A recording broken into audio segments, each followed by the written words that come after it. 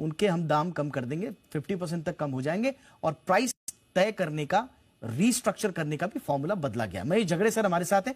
Sir अब आ रही आवाज आपको? आ रही। हाँ, तो सर आपको कुछ उम्मीद लग रही है कि ये पेटेंट खत्म होने के बाद जो रीस्ट्रक्चरिंग, प्राइस रीस्ट्रक्चरिंग का फॉर्मूला सरकार कह रही है, कुछ राहत मिल पाएगी सर? दीपक, इसमें ऐसा है कि दो तीन चीजें मैं आपको बताना चाहता हूं कि इसमें ड्रग प्राइस कंट्रोल ऑर्डर होता है, वो एसेंशियल कमोडिटीज एक्ट के अंदर आता है।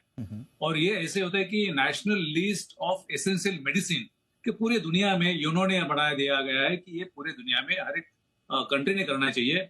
तो उसके अंदर जो 400-500 मेडिसिन आती है, उसमें से फिर वो इनकी ड्रग प्राइस कंट्रोल के अंडर वो उनकी कीमतें की जाती है। और आपने जैसे बताया कि अभी 2023 की जो लिस्ट बनेगी, उसके वो जो न्यूनतम उनके जो मार्केट में ब्रांड्स है उनके ऊपर वो चलेगी। तो है, आपने दूसरा एक सवाल ऐसा उठाया है कि अभी जिनके पैटर्न खत्म हुए हैं उनके जो कीमतें हैं वो 50% से कम होगी। दीपक, मैं आपको और आपके माध्यम से पेशेंट्स को ये बताना चाहता हूँ कि जो पेटेंट होते हैं उसके बाद वो उसके कोई भी मैन्युफैक्चर कर सकता है। यानी जो पेटेंट जब होते हैं तो वो प्राइस खुद डिसाइड करते हैं और कोई डिसाइड नहीं कर सकता है, गवर्नमेंट नहीं डिसाइड करती है। और पेटेंट खत्म होने के बाद फिर वो उसके जो दूसरे कोई जो मैन्युफैक्चर बहुत कम कीमतें करती है। इसका फायदा पेशेंट को देने के लिए गवर्नमेंट ने एक अच्छा प्रावधान किया है, और वो है प्रोफेशनल कंडक्ट करके है। 2002 में उन्होंने बढ़ाया कि डॉक्टर्स सिर्फ जेनेरिक नाम से, यानी जो पेटेंट खत्म हुआ है ऐसे नाम से ही दवा लिखेंगे।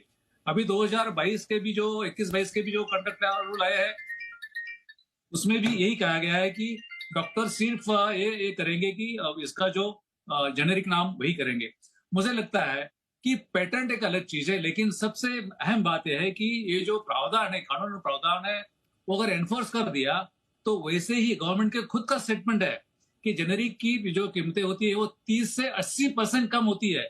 मुझे लगता है अगर ये कम कर दिया तो भारतीय जो पेशेंट्स है उनके लिए बहुत बड़ी राहत मिलेगी। पेटेंट तो है। दूसरी चीज मैं बताना चाहता हूं कि हमारे यहाँ डॉक्टर्स जेनेरिक प्रिस्क्राइब नहीं करते हैं, लेकिन अमेरिका में, यहाँ से अमेरिका का जो भी लागत खपत है जेनेरिक की, 40% जो मेडिसिन से इंडिया से जाती है।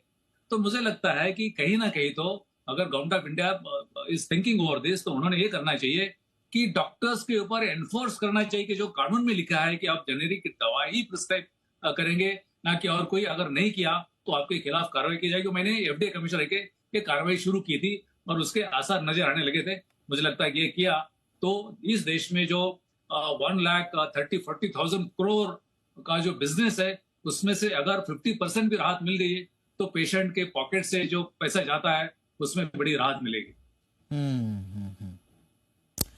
ये sir price, average price to retailer जो होता है, ये तय कैसे होता है? और अभी जो सरकार कह रही है कि हम डीपीसीओ अमेंड करके हम 2023 का बता रहे हैं, पेटेंट खत्म होने के बाद नए सिरे से दाम तय कर पाएंगे, तो ये तो पहले भी था, अब इसमें नयापन इसमें क्या होगा? नहीं, वही तो मैं बता रहा हूं कि थोड़ा सा उसमें ऐसा है कि कंफ्यूजन कम करना चाहिए। हाँ। कि जो 400-500 एसेंशियल मेडिसिन होते उतने उनके ही दाम सिर्फ गवर्नमेंट तय कर सकते, बाकी के नहीं। तो हमारे लिए जो ड्रग्स चाहते लगते हैं वो तो बहुत सारे होते हैं। गवर्नमेंट ने सिर्फ एक एनफोर्स करना चाहिए कि जो डॉक्टर्स प्रिस्क्राइब करेंगे वो जेनेरिक करेंगे। वो अगर जेनेरिक, अभी मैं आपको फिर एक कॉन्क्रीट एग्जांपल दे देता हूँ। पैरासिटामोल जो कोविड में बहुत चला, ये करके हुए पैरासिटामोल, क्रोसिन, ये सब डोलो, ये सब चला। अब ये क्या है कि ये जेनेरिक ड्रग है, यानी ऑफ पेटेंटेड है। तो उसकी कीमत 2014 में 92 पैसे पर टैबलेट थी।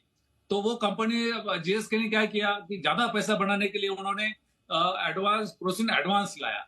वो गलत है, उसकी कीमत 2 रुपए कर दी।